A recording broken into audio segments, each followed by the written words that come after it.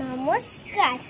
আজকে আমার পরিবেশনা কবি সুকুমার রায়ের লেখা গল্প এক যে রাজা থাম না দাদা, রাজা নয় রাজপিয়াদ।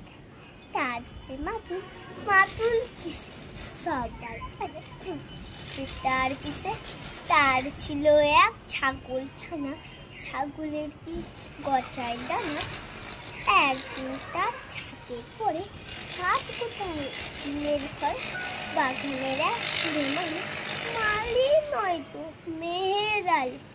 মুনির সাথে গাইছে বেহাক, বেহাক তো নয় বসন্ত রাত। থম না বাপু ঘেছে গেছে, আচ্ছা চুপ করছে।